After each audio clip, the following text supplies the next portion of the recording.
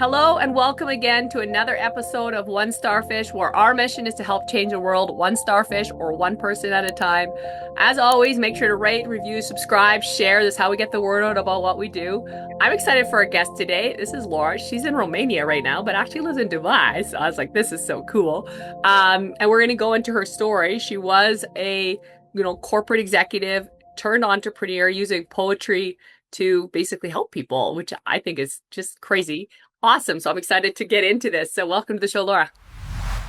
Hello, and thank you, Angela, for having me. I hope that your listener and your viewers will be excited about our conversation. So let's get into it. Let's get into it. So tell us a little bit about where were you raised? Like were you I don't even know that. Were you raised in Romania? Were you raised in Dubai? Where were you raised? And then what got you into like your corporate executive job? Sounds like you kind of had a good job, quote unquote. Tell us a little bit about that journey and then what got you out of it. Um, you are right. I'm born and raised in Romania, um, single child to my family, which some people might whatever I'm saying, I'm the single child to my family. Some people they might think immediately that I got very spoiled, but in fact, what the truth is that when you are a single child to your family, you are always pushed to be the better in whatever you do. So therefore, as a child, I was embracing mathematics, physics. I always liked numbers. And I was a very introvert child. And in some of my emotional moments of my childhood, not knowing how to express how I feel, I started to journal. It was the time when nobody was talking about journaling. And it was just kind of like a notebook where I was writing things, what happened at school, what happened in my life. And I was very afraid that someone is going to read that. So therefore, what I did, I just encrypted everything in poetry. So at the age of 16, some of my friends and even my mom, they started to get to know how I feel about different events in my life, reading my poetry. And my mom was very supportive to this nugget of creativity. And I got to have a coach. I started to write having someone's supervision.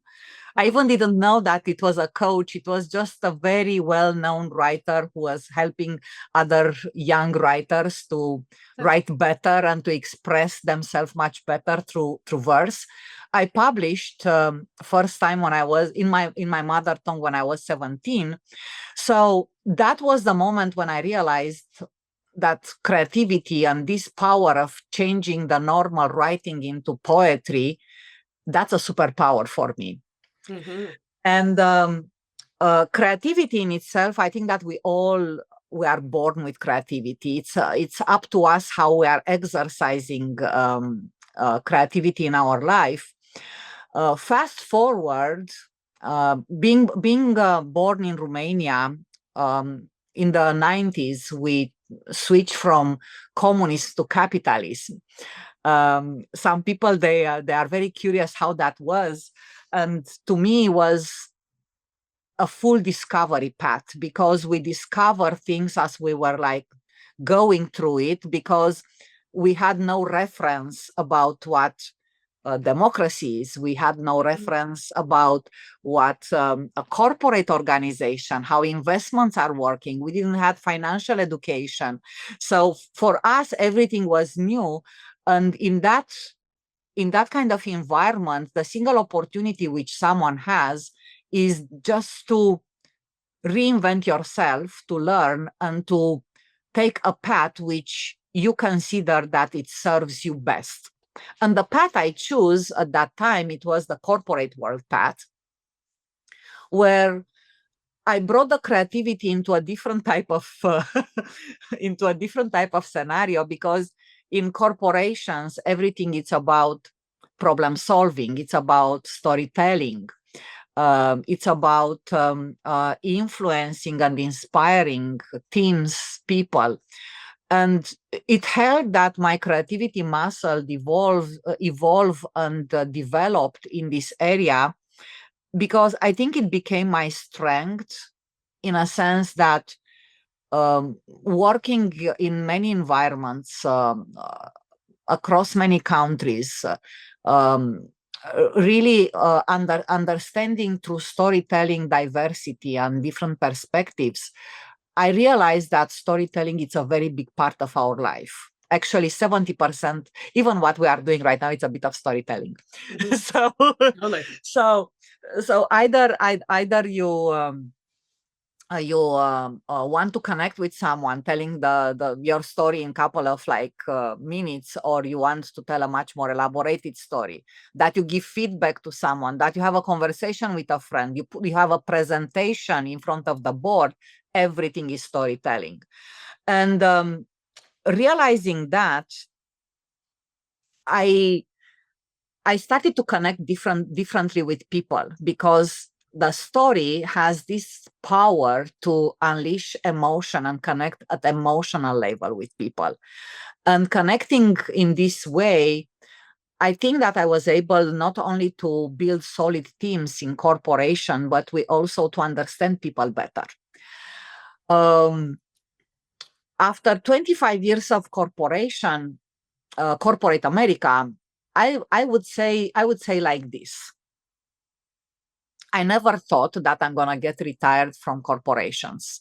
That was something back of my head, and I always, even I was joking with my friend. I said, "You know what, man? I don't think that I'm gonna get retired from big corporate America." And they were asking me, "So what you're gonna be doing?" And I said, "You know what? I think that I'm just gonna go back and check out how I do on my purpose." I was very lucky. Late 20s, early 30s, to really have that kind of dig and understand my purpose and my values. And that was priceless, because somehow unconsciously in life I was making decisions, but I was always bouncing back to my purpose. I said, if I make this decision, if I take this action, is this related to my purpose, to my values, or I'm just going sideways? Because it's okay, and it's okay to go sideways, because eventually you come back, but you waste some time. And it was that moment.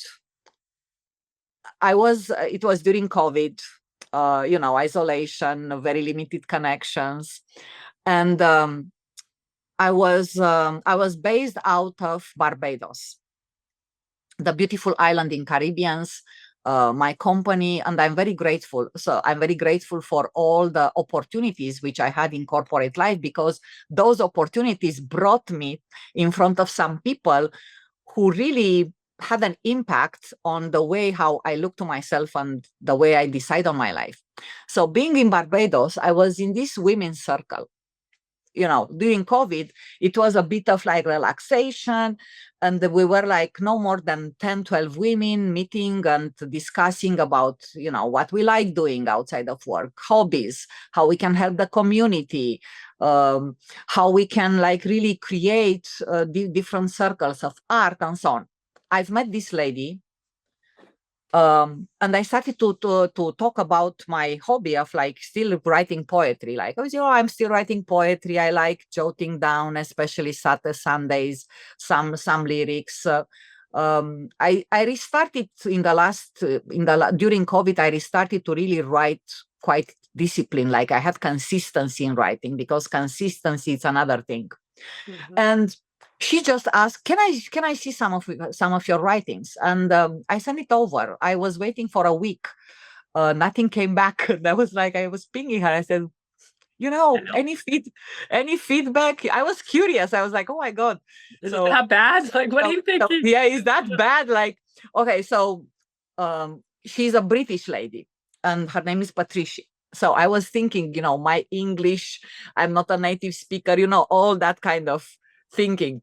And actually, she got back to me with 2 pages and really encouraging me to start thinking seriously about publishing. And I think what ticked, there is a very big shift. While I was talking about my poetry, I was also disclosing a bit of the stories behind what inspired that piece of poem, what was the thought, what was the emotion. um, who was around me in the situation which was related to that little encryption. And I think that shifted because you understand the metaphor in a very different way. So that was the moment when I realized that I'm going to write a book which is going to share stories with purpose in a metaphorical way, but also outlining the story behind what inspired that metaphor. And just moving a step further, having some questions to the readers, which might help them to write their own story. And that comes to another realization I had writing the book and literally writing the stories behind the poems, which I maybe wrote like 5, 6, 7 years ago. I realized that there are two important, out of all the stories we tell to ourselves and or we tell in relationship with others, there are two stories very important. Your own story, which is your mirror.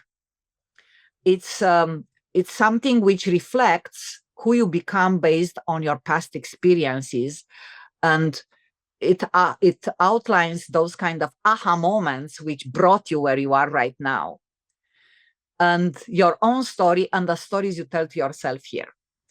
So stories with purpose, your story has purpose too. Everything goes back is linked to your purpose. So this is the little story behind the story. And I'm very happy publishing my first book and stories with purpose. And there is a second one upcoming. That's exciting. So now you've quit your corporate job. You're doing this full time, correct? Yes. You know, when you did that, when you jumped out of corporate, like I said, I'm gathering you were pretty high up in corporate, correct? Like you were doing good. Yes. Okay. Yeah. That's what I gathered. So I can tell you're very professional. I'm like, you worked your way up. Like you've done well. And then you like dropped it. What kind of feedback did you get from family and friends on, like, what are you thinking, Laura? Did you get any of that? Oh my God. Yes. Yes, I did. Okay, and how did you And handle it? and it's very funny. It's very funny that there were two things happening in that very moment. One, I didn't know what I'm about to do. When I quit it, my path was very unclear, and I had I had some very good time with myself, understanding where I want to go. I was very clear on the fact that I really want to publish.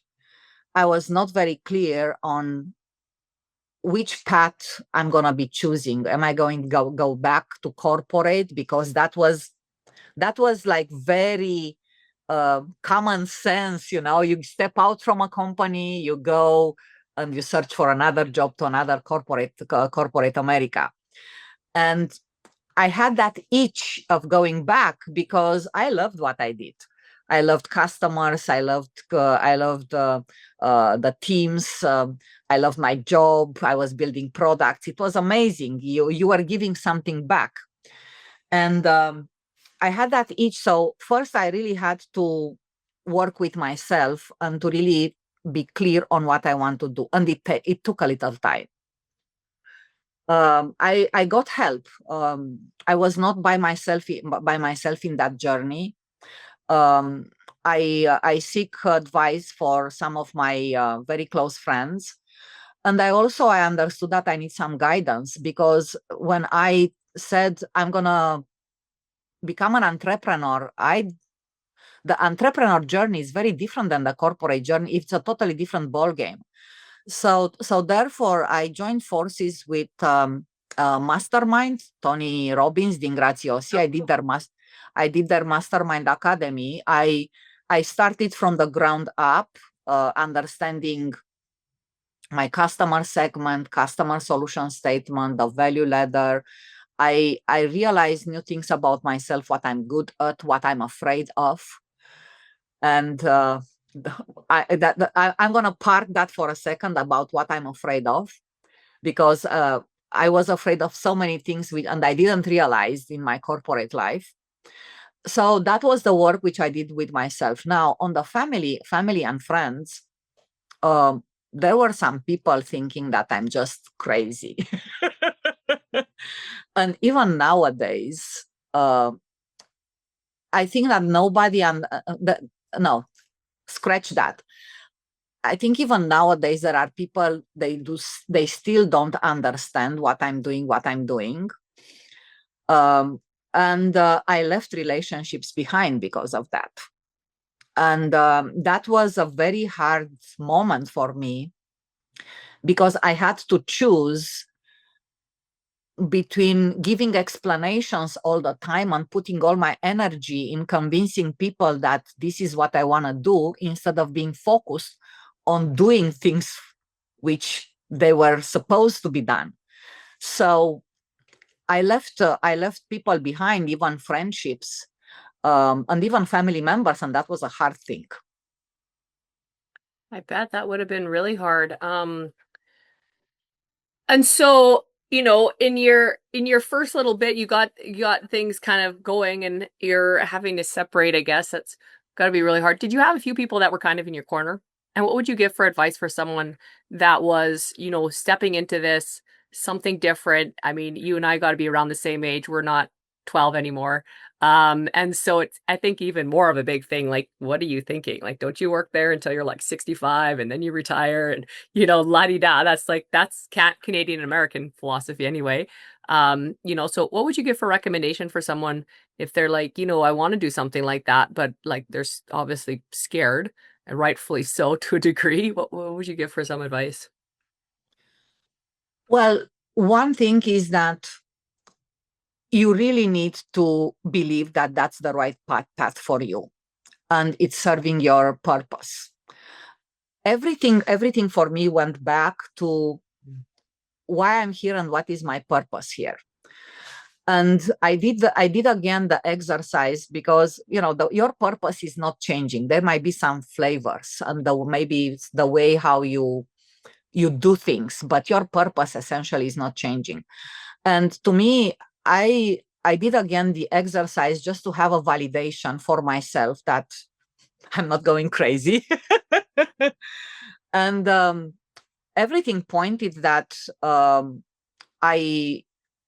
on the right track. The other thing is that when you have people around you, very close to you, knowing you for a long time, questioning your path and I think it's worth listening to. And the reason why I'm saying is that there were some perspectives as ideas about how to think of it, which actually for me, they were priceless. People who, those friends and those advices which are coming from a good place. And I give you an example, like everyone is about financial stability, right? Because to be clear, if you don't have money, it's very hard to move around. Mm-hmm. Cash flow is king, right? So friends coming and saying, okay, so do you have the means to sustain yourself for long enough to build this? Mm-hmm. Good. That is something which I ask myself, but coming from a friend, I really appreciated that. Yeah, that's a good point.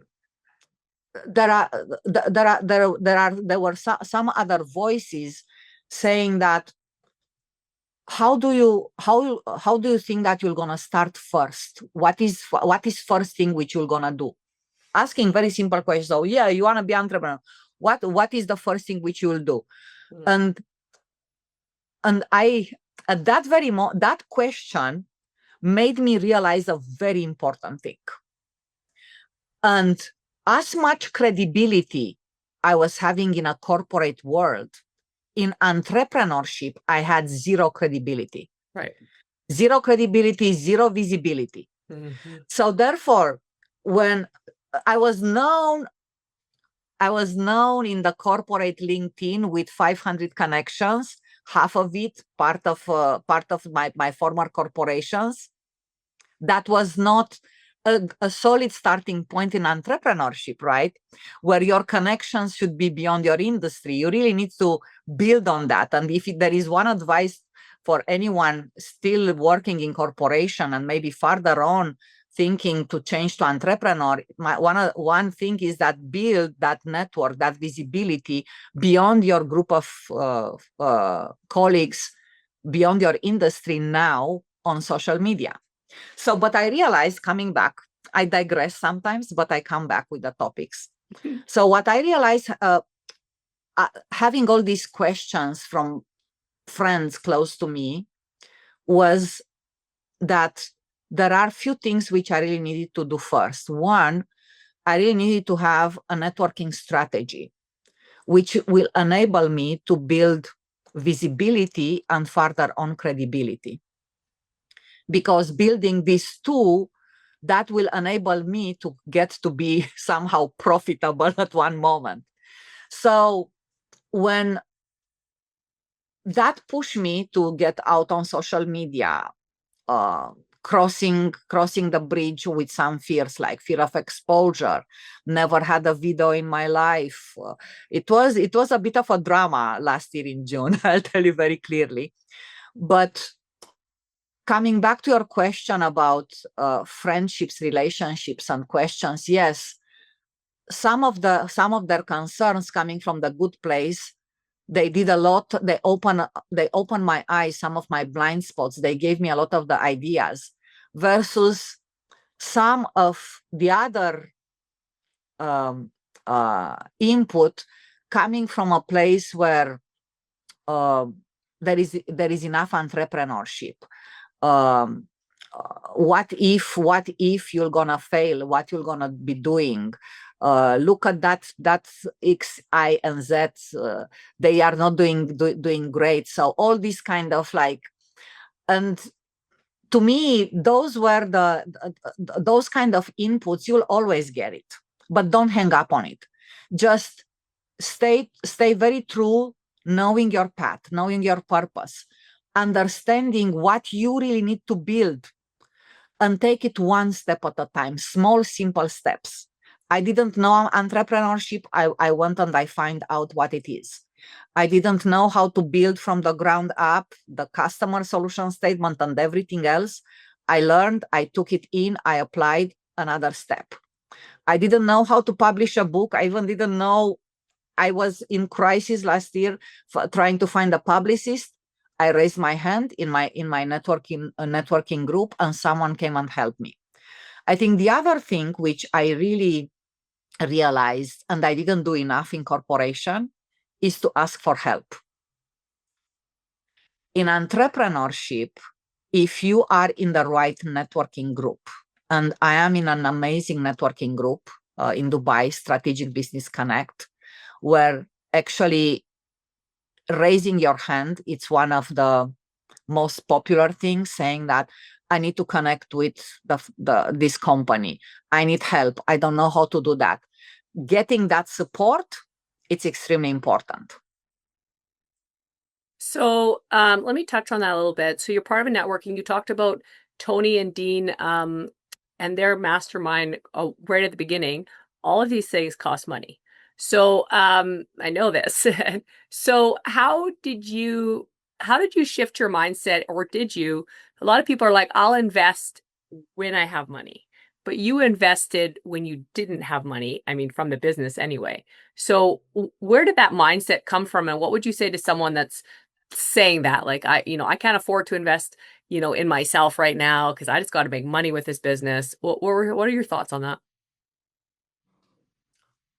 Well, I'll be saying like this. There is there is If someone wants to find a reason not to do something, they will always find one. Mm-hmm. I can find another reasons why not to do something, because that's very easily. And psychological, I'm not a psychologist, but I think that automatically the negative thoughts are coming much faster than the positive thoughts. Mm-hmm. And to me, in the moment when you are determined and you know exactly what you want to do, is like your North Star. You have an aspiration. I want to publish a book. I want to become an entrepreneur. I want to serve people. I want to bring impact. I want to really help the ones which are me 20 or 30 years ago. I will not waste any kind of time. And I think that any investment is going to pay later. If entrepreneurs are thinking that nowadays we are making a business out of nothing and is going to produce millions in a span of 6 months or 8 months, well, there might be like some cases having that kind of like, brilliant idea. But 99.9% of cases, actually, there are cases where the business might not prove any kind of revenue in the first 2 years because you are just building on it. So if you have that brilliant idea, that's excellent, something which gets you immediately. And I know that there are like YouTube, people who are having this kind of revenue from YouTube and some other passive income. This is called passive income. This some other passive income, and that is okay. But I didn't want it to go that direction. I really wanted to build a business which is having a mission, and I'm also coming with some value which is linked to the purpose I'm driving. So I started from the idea that in the first 2 years, I might not get any revenue. Mm-hmm. It's good, smart. So to me, investing in yourself, it's a must. If you don't know how to do something, you really need to go out there and to learn how to do it. And you might pay for that, because for sure there are things which you want to learn that someone else was doing before you, and you better learn from someone else's experiences than just do it by yourself and go through the same mistakes. That's very logical. And after that, building a business from ground up, if you don't have that brilliant idea, definitely you need to take some cautious time, saying that, you know what, financially, I still be able to survive, even if the first 2 years I'm not going to earn too much. I like that. That's a very good thought process. So I always have, this is so good. And guys, make sure to follow Laura. Her book, all the information will be in the show notes. Check out her poetry. I always have 3 final questions, and then anything we didn't touch on. And the first question is so fitting because I just know it. Yeah, I mean, you is, if someone's looking for their purpose, what's one sentence you could say that could help them find it? Wow, I need to 10 seconds to think about it. One sentence to help you find your purpose. Yeah. I think asking yourself why multiple times in different moments in your life, why I'm in this podcast today. I think that's the answer. The answer is going to reveal sooner or later your purpose. I think why is the question which we should ask ourselves more and more often. It's not just about the how and the what. And answering the question why I'm here in this purpose, in this podcast, is just because I believe that all this discussion is going to bring some value, some aha moments to your viewers and listeners, and that is going to bring them closer to their why, which is their purpose. I love it. Second question, what's a favorite quote and why? Well, I think that my favorite quote is on the first page of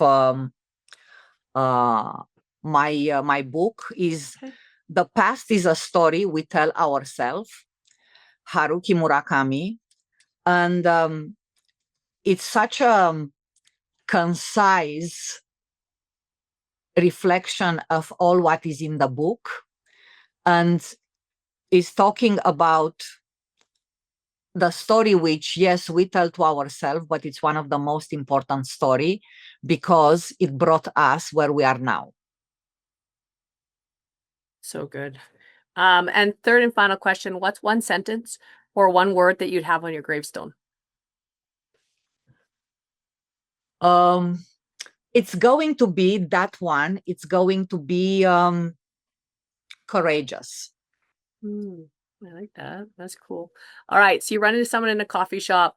They listen to this. They know about investing in themselves, taking the leap, listening to those that love them, like maybe for some tips when they just decide to go, off into the entrepreneurial world or whatever it is, whether it's getting married, whatever it is that people are like, I don't know what you're doing. Listen to people. And what's something we didn't touch on though, Laura, that you think would be really impactful for our listeners? One thing which was very important for me in the past 12 months is I understood that irrespective of my story and all my experiences, I think there were still fears I didn't know I had, and that's okay. The most important thing is that when you discover, and I'm talking always about the fear of exposure, even until May last year, I never had a video on social media. Interesting. Okay. And my connections were like 500 connections on LinkedIn. And even I was speaking in front of many people, and um, I was not afraid of the stage. So I was not afraid of being on the stage, but I was afraid of being on the screen. That kind of like, when I realized that, I said, wow, you have the chance to still discover some fears during your whole life. And I was like, how I'm going to tackle that? Because it was obvious and very uncomfortable for me. And one thing I learned, and I cherish that learning nowadays, is that in your biggest moments of fear, I think it's very important to have someone holding the hands with you and help you cross that. And the reason why I'm saying this is that overcoming my fear of exposure on the screen, I hold hands with a colleague of mine from Mastermind, having the same fear as mine. And we had a podcast for 4 months together. And we've been friends with the screen ever since. But I overcome that fear because I had a partner and we both shared the same fear and we supported each other. I can translate that nowadays in different partnership I do have, and I engage different events, different speaking opportunities. And I realized that in partnerships, with the right partnership, you complete each other and your message becomes much stronger. And this is something I realized, and I love it nowadays. I love partnerships. I love collaborations. I love being out there and supporting someone else, knowing that someone else is supporting me. And together, our message, our contribution is becoming much more stronger. I love that. And that's all about associations, which we talk about lots in our podcast. Who are you associating with? Who are your friends? So that just, solidifies that too. So I appreciate that share. Guys, let's go out there. Let's share this. If we can change one life or one starfish at a time together, we can change the world. Thanks for being on, Laura. Thank you so much, Angela. Thank you.